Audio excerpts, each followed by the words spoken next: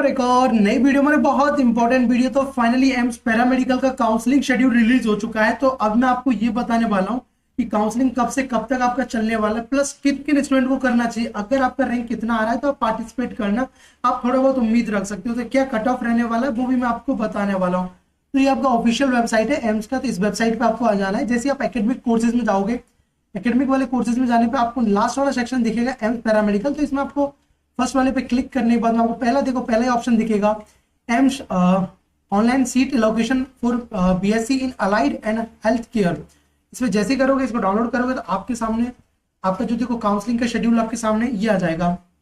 अब देखो कब से कब तक करना है। और मैं आपको ये भी बताऊंगा भाई, अगर आप जनरल कैटेगरी से बिलोंग करते हो या ओबीसी कैटेगरी से बिलोंग करते हो या एसटी से बिलोंग करते हो, एसटी से भाई कितना रैंक आपका होना चाहिए, ठीक है ना, कितना रैंक होना चाहिए कि आपको पार्टिसिपेट करें। देखो एक चीज मेरा सुनो यार, अपना भाई समझ के, अपना मेंटर, अपना सीनियर समझ के सुनो कि इसके अंदर में काउंसलिंग फी भाई 0 है, ठीक है ना।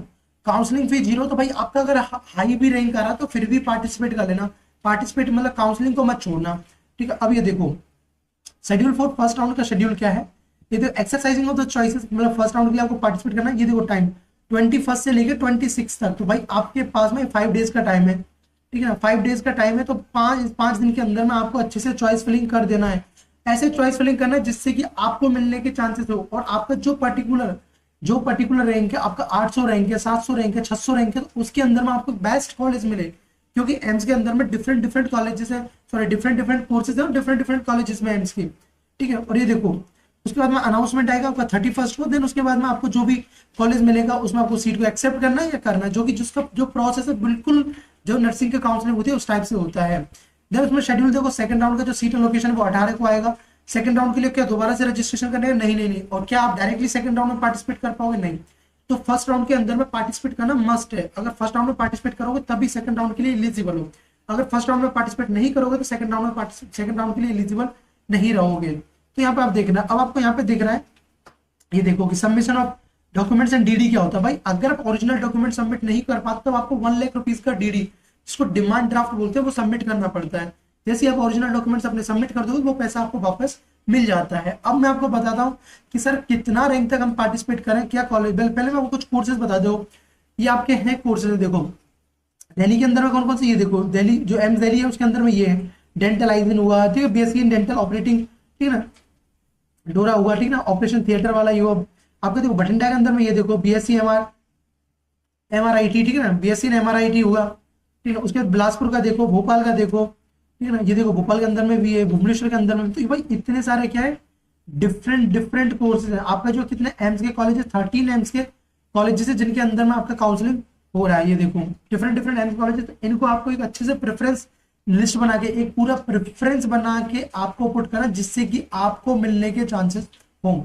ये देखो ये सारे कॉलेजेस आपको बताऊं तो देखो 680 आपका टोटल सीट्स है, देख लो 680 सीट्स। तो अब ये मत समझ लेना आपके दिमाग में सर 7000 रैंक कर रहा है जनरल कैटेगरी में मिलेगा। भाई नहीं मिलेगा एडमिशन, पार्टिसिपेट कर लेना बट एडमिशन नहीं मिलेगा उस पर, ठीक है। ये देखो ये आपका फर्स्ट राउंड का वो आया था, ये देखो ये इस बार का, ये देखो अब इसका मतलब ये था जो आपका फर्स्ट राउंड के टाइम पे ना जो मेरिट लिस्ट आया था, इसका मतलब है कि ये सारे बंदे हैं ना, ये जितने हमारे भाई लोग हैं, ये सब काउंसलिंग के लिए एलिजिबल है। इसका मतलब ये नहीं है कि आपको सीट मिलेगा, ठीक है। इसके लिए इसका मतलब ये नहीं आपको सीट मिलेगा। जितने भी अपने छोटे बड़े भाई हैं, ठीक है ना, जो भी छोटे भाई हैं, भाई देखो आपको क्या करना है, अगर इसके अंदर में आपका मेरिट लिस्ट में नाम आया तो काउंसलिंग में पार्टिसिपेट कर लेना। अब मैं आपको बताऊँ कितना रैंक तक मिलेगा। देखो एक आपको पता था आपका जो कास्ट सर्टिफिकेट है 23/7/2025, मतलब 23 जुलाई तक भी आपका है तो वो वैलिड माना जाएगा। देखो इन्होंने बोला है लास्ट डेट अपलोडिंग, इस तक भी आप करोगे तब भी आपका उसको कंसिडर किया जाएगा वैलिड, जो कि डेट आपका एक्सटेंड करके इन्होंने मेंशन किया हुआ था, ठीक है। अब देखो ये मैं आपको बता रहा हूँ लास्ट ईयर का, देखो लास्ट ईयर का देखो फर्स्ट राउंड के अंदर में, ठीक है ना, लास्ट ईयर फर्स्ट राउंड का ये देखो 709 रैंक पर मिला था, 933 में 2726। और ये देखो ये तो भाई अभी मैं आपको बताऊँ इस बार का सिनेरियो, भाई फर्स्ट राउंड 900 रैंक तक भी आता है, इजिली आपको एडमिशन मिल जाएगा, ठीक है ना। ये देखो 1100 रैंक तक भी आता है तब भी आपको चांसेस रहेगा, ठीक है ना। ऐसी कैटेगरी में आपका भाई 3000, ठीक है ना, इससे ज्यादा भी रहेगा फिर भी चांसेस है, 3 से 4 में भी चांसेस है। और यहाँ पे आपको 5000 रैंक पर ही आ रहा है फिर भी आपको मिलने का चांसेस रहेगा।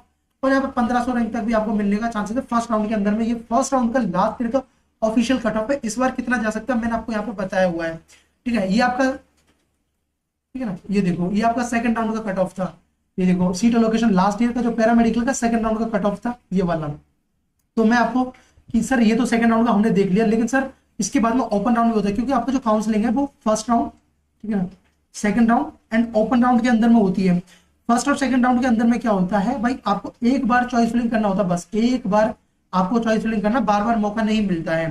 देन उसके बाद में ओपन राउंड के अंदर में मिलता है। अब मुझे सर इतना बता दीजिए कि हम पार्टिसिपेट करें नहीं करें, हमारा इतना मार्क्स आ रहा। तो देखो सुनो मैं आपको बताता हूँ अच्छे से भाई। देखो जनरल कैटेगरी में अगर आपका 1800 तक रैंक आ रहा है तो आप ना उम्मीद रख सकते हो, ठीक है ना, एक उम्मीद रख सकते हो कि सर हमको मिल सकता है। तो लेकिन पार्टिसिपेट सबको करना है भाई। अगर आपको 2500 से भी 3000 रैंक भी आ रहा है ना, तब भी आपको जनरल में पार्टिसिपेट करना है, लेकिन 1800 तक रैंक तक ही आप उम्मीद रखना अपने अंदर में, ठीक है ना। ओबीसी एनसीएल वालों में अगर ओबीसी से आप बिलोंग करते हो तो भाई अगर आपका 2000 से 2200 तक रैंक आ रहा है तो आप उम्मीद रखना कि आपको एडमिशन मिल सकता है, ठीक है। उसके बाद लेकिन आपको जो पार्टिसिपेट करना भाई आपका 3500 से 5000 तक भी है, तब भी आपको पार्टिसिपेट करना है, क्योंकि भाई आपका क्या होता है रिजर्वेशन होता है। आपको पता है वैलिड डेट होता है, वैलिड डेट के बीच का होगा तभी आपका वो वैलिड माना जाता है। अगर आपका सर्टिफिकेट उस डेट का नहीं है तो फिर आपको यूआर की तरह ट्रीट किया जाएगा, जनरल की तरह, ठीक है। तो इस चीज का आपको ध्यान रखना है, मैं आपको बताता हूँ, ठीक है। ये इसका हो गया। अब मैं बात करूँ ईडब्ल्यूएस के लिए, ठीक है ना भाई। ईडब्ल्यूएस की अगर बात करूँ तो भाई अगर 2500 रैंक तक भी आप आ रहा है तो आप उम्मीद रख सकते हो अपने अंदर। देखो जो स्टूडेंट थे ना पहले बोल रहे थे नहीं भैया 51 पे तो कॉलेज लास्ट टाइम मिलेगा, अब देखो इस बार कंपटीशन कितना बढ़ गया। अब आपको लग रहा है 51 पे कॉलेज मिलेगा, कुछ भी नहीं। तो मैं इसलिए आपको पहले भी बोल रहा था ये चीजें कि भाई चीजें बदलती हैं, आप वही माइंडसेट में मत रहो कि जो पहले वाला माइंडसेट नहीं, इतने कम मार्क्स में। भाई पेपर का लेवल कंपटीशन बढ़ रहा है यार, ठीक है ना। इसमें ईडब्ल्यूएस के अंदर में देखो 2500 तक आपका आ रहा है और आपका देखो रैंक आपका 5500 तक भी है, तो आपको पार्टिसिपेट करना छोड़ना नहीं है भाई। एससी एसटी वालों को देखो, एससी वालों भाई अगर आपको 3500 तक भी आ रहा है तब भी आपको उम्मीद रखना है कि आपको इजिली मिल जाएगा, ठीक है। 3500 तक क्या 4000 तक भी आपको मिल जाएगा इसमें इजिली। और आपको भाई कितना भी रैंक हो, कितना भी हो, आपको पार्टिसिपेट करना है, ठीक है। एसटी वाले भाई कितना भी रैंक क्यों ना हो, 7000 8000 जितना भी आप पार्टिसिपेट कर लेना, आपको एडमिशन मिल जाएगा। ये मैंने मेरी तरफ से आपको बताया, ठीक है ना। ये देखो ये आपका ओपन राउंड का था जो कट ऑफ था लास्ट ईयर का, यहाँ पे आपको मेंशन किया हुआ है। देखो अब ऐसे स्टूडेंट की सर हमको काउंसलिंग के बारे में आइडिया नहीं है, हम एम्स पैरामेडिकल का काउंसलिंग फर्स्ट टाइम इसमें वो है, तो भाई ये एम्स पैरामेडिकल काउंसलिंग आप हमारा ज्वाइन कर सकते हो, जिसके अंदर में कंप्लीट काउंसलिंग प्रोसेस आपका करा दिया जाएगा। आपके जो रैंक के बेसिस पे कौन कौन से बेस्ट कोर्सेज आपके लिए हैं, ठीक है, best courses and best choice filling भी आपको फिल करके हमारी टीम के द्वारा प्रोवाइड कर दी जाएगी, जिसका जो फी है 899 फी है। इसके अंदर में जब तक आपको एडमिशन नहीं मिलेगा तब तक हम आप लोगों के साथ रहेंगे, और इसको ज्वाइन करने के लिए आपको इसको स्कैन करना है, इनके बाद में आपको पे करना है, ठीक है ना। जैसे कि आपने हमारे नर्सिंग के अंदर में रिजल्ट देखे थे, किसी को एम्स कल्याणी मिला, किसी को एम्स भुवनेश्वर मिला, हर एक डिफरेंट एम्स के कॉलेजेस में, उसी टाइप से आपको एम्स पैरामेडिकल के अंदर में भी डिफरेंट कोर्सेज के अंदर में स्टूडेंट को देखने को मिलेगा। इसको जो कंप्लीट काउंसलिंग प्रोसेस करके दिया जाएगा, आपके रैंक के अकॉर्डिंग जो बेस्ट कॉलेजेस कौन कौन से हो सकते हैं, बेस्ट एम्स का कॉलेज कौन सा है वो फिल करके दिया जाएगा। डॉक्यूमेंट्स वेरिफिकेशन में आपको हेल्प करूंगा, आगे कैसे चीजें करना है वो सब कुछ मैं आपको बताऊंगा 1 to 1, ठीक है ना।